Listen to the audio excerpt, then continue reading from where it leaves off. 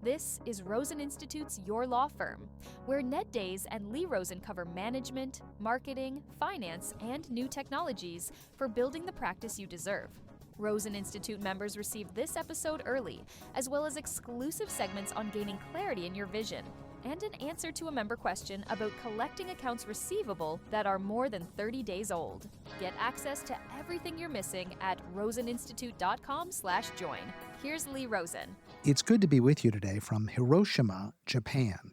We checked into the Crown Plaza and got really lucky right out of the gate, an upgrade to a junior suite on the 20th floor. Beautiful room, huge windows, incredible view of the islands off the coast.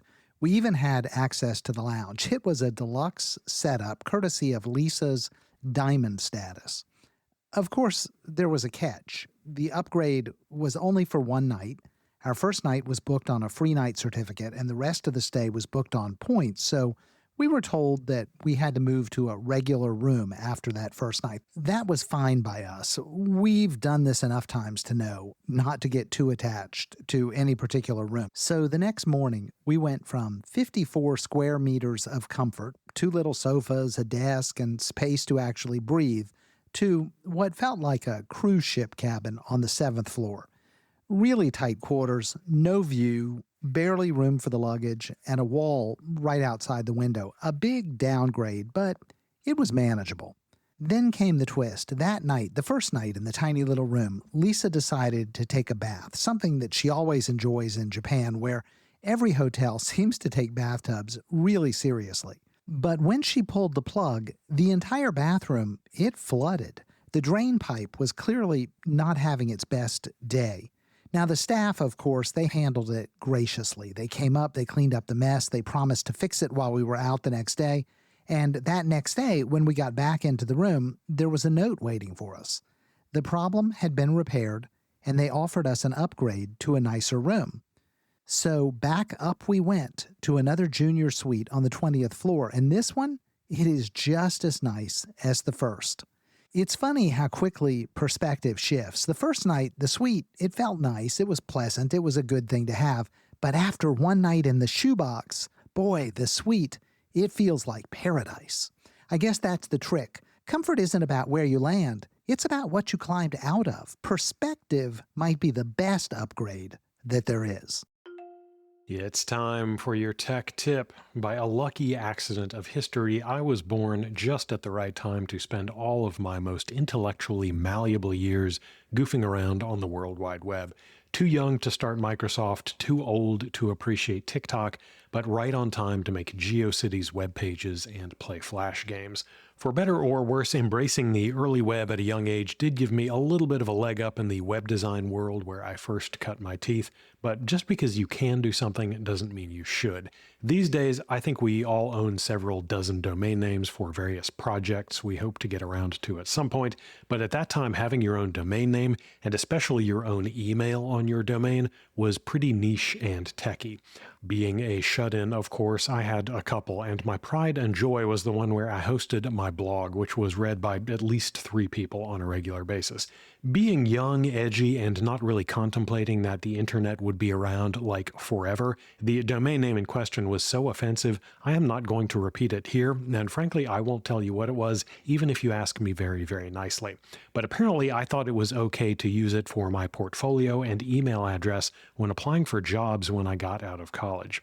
I assumed anyone who saw it would be so bowled over at my technical prowess of having an email on my own domain instead of some pedestrian AOL or Hotmail account that they would just have to know more. Keep in mind that I also thought wearing a pocket protector ironically would help me attract women. I was just full of good ideas. I bring this up not just to encourage you to avoid curse words and slurs when picking domains, but to look at the bigger issue of branding, white labeling, and self-hosting when assessing software, services, and processes in your practice. Not that long ago, there was some tangible advantage to having a more unified, cohesive, and on-brand appearance for all of the various tasks and services we expected our clients to interact with. Being kicked out from our site to some drastically different looking page or service to fill out a form or make a payment or download an asset was kind of jarring. But especially as SSL encryption has become de facto, the URL bar and idea of different domains or pages has faded into near irrelevance, as web page design has converged into a sea of similarity, and as every business, big and small, uses the same basic services and interfaces to communicate, gather information, and collect payments, the cachet of maintaining design or branding control over these things has faded substantially. It used to feel kind of low rent to kick somebody out to a Typeform or, heaven forbid, a Google form. This is a law practice, okay? We're not signing up to bring something to the church potluck. But now that's just normal, and a lot of our clients don't even really understand the difference between our site and some other site or service. Most of them probably think your Facebook page or your Google Maps listing is your website. And you know what? Having spent hours of my life fixing broken integrations and updates and making excuses for why things just weren't working, sending them to that Typeform or that Stripe link is quicker, easier, and it just works. As an illustration, I'll consider something like HQ0.com. This is an online meeting platform specifically geared toward giving you very tight control over branding and presentation. It has all the tools you would expect: video, voice, chat, AI summaries, all the goodies, but meetings, emails, sign-up pages, and everything else happens on a subdomain of your site. You get a huge amount of control over the look and color scheme. You can embed meetings in your website pages. You can remove any HQ0 branding and a lot more. There's a part of my brain that loves this. It feels like a bespoke meeting solution, and that is just the kind of thing a savvy, impressive business would have. A live call hosted on nedsfeetpics.biz. Who could resist? But the question is, does anybody else care? And I say that not because I don't think HQ0 is an interesting service and likely useful for some businesses, but do our clients care? Do they care that we are having a Zoom call or a Teams call instead of a special video conference on our website? Do they even understand the difference? Are they, in fact, more put off by the fact that it's not something they are already familiar with? They already have Zoom installed. They already have a Google or Microsoft account. A Teams or a Meet or a Zoom call is just normal. The other side of this is something like MailLayer.com, not something facing clients, but an internal piece of software that you host and manage yourself instead of paying a subscription. This is an email marketing tool that you host yourself on your own server. It uses Amazon bulk mail service under the hood, but the software for managing contacts, creating emails, automating campaigns is on a server you own. You pay $100 for the software and tell MailChimp or Constant Contact or whoever else to pound sand. Incredibly appealing, but do you want to be your own support? Do you want to troubleshoot deliverability instead of just emailing the help desk? Do you want to try to connect this to your other marketing or billing or CRM software by digging through configurations instead of just clicking a button like you can with more popular services? Cal.com is similar. It lets you host your own appointment booking service. Get lost, Calendly. My clients are finding spots on my calendar by going to nedsknaughtyknickknacks.shop. Thank you very much. But again, does it matter? And is the control or the cost savings worth what we're giving up in convenience? It's not always an easy question to answer. I want to be the guy who is hosting everything himself and has the slick site where everything feels like it's under one roof, but I understand that it's just not the way most of us should go at this point in time. Not only does it add complexity, but in most cases, our clients don't even care or can't even tell the difference. In fact, sometimes it's a hindrance. There are going to be circumstances where the white-labeled or slickly integrated or even totally custom, bespoke-built, self-hosted solution does make sense for what you are doing. But that is not going to happen often, and you should only go down that path if there is simply no other option to get things done in the way you need them done. I'm Ned Days, and that's your tech tip. And now for your moment of concise advice. I used to think that I was killing it. I maxed out every tax deferred I could find, 401k, IRA, SEP plan. I followed all the advice. I chased the deductions. I watched the balances grow. And I thought the game was about getting to the biggest number possible. It turns out, though, that I was only playing the first half of the game. Nobody told me that there was a second half and that the rules flip completely. The first half is about accumulating. The second half is about decumulating, a word that sounds like it should come with some sort of a rash or something. You spend decades building the pile, and then you retire and you realize that you've trapped all that money behind walls of tax and regulation. At 25, I was trying to save on the tax. At 65, I'm trying to escape them. That's the cruel joke. I thought I was avoiding the IRS, and it turns out I was just postponing the party. Pull out the money in the wrong way, and suddenly your Medicare premiums shoot up. Apparently, if your adjusted gross income at age 63 crosses the wrong line, Medicare treats you like a Kardashian.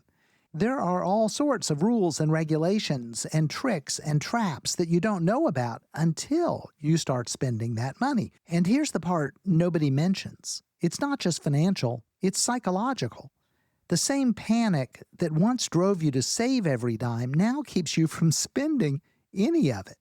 We go from, I'll never have enough to, I can't afford to run out. We don't stop worrying, we just change the subject. And on top of all of that, the team around you changes too. Early on, it's stockbrokers and robo-advisors and CPAs bragging about saving you taxes this year. Later, it's planners and specialists helping you get the money out without lighting yourself on fire. And the two groups of people, they barely speak the same language. You'll need to learn both languages or you'll risk becoming a very wealthy hostage.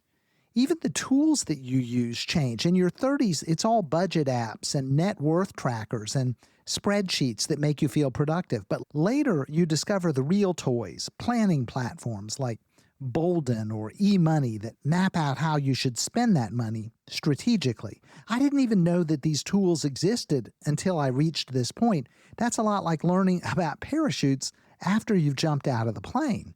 And don't get me started on 529 plans. I thought they were just for college tuition for your kids. Now I realize that they can finance flying lessons when you're 65, or maybe they can pay for a golf pro in your later years. The point isn't the loophole, it's the mindset. You have to understand the rules early if you want flexibility later. If I could go back, I wouldn't just chase a number. I would chase understanding. I'd want to know how the system works, not just how to play one side of the system. Because the accumulation phase, it teaches us how to measure progress in dollars, but the decumulation phase demands that we measure it in freedom. And that's really a much harder concept to quantify. So here is the real lesson. Don't just learn how to make money, learn how to use it. Build your wealth with the end in mind. Know who's on your team at each stage and understand that the goal for you isn't to die rich. It's to live well. Otherwise, you'll wake up surrounded by spreadsheets and a 7-figure account, scared to death to spend a dime. You'll win the first half of the game and lose the part that actually matters. That's your moment of concise advice. Wrapping up from Hiroshima, thanks for spending a few minutes with me and Ned today. We hope you have a great weekend and an even better week next week. Keep plugging away, moving forward, and getting things done. You're on the right track. You'll get there, I promise. We're all in this together, and together we build better practices through better marketing, better management, and better technology. Until next time, I'm Lee Rosen. Thanks for listening to Your Law Firm. Subscribe to the Friday File at roseninstitute.com and join thousands of other lawyers who are working on instead of in their businesses. You'll find safe, successful, actionable approaches for transforming your practice. Join us today at roseninstitute.com.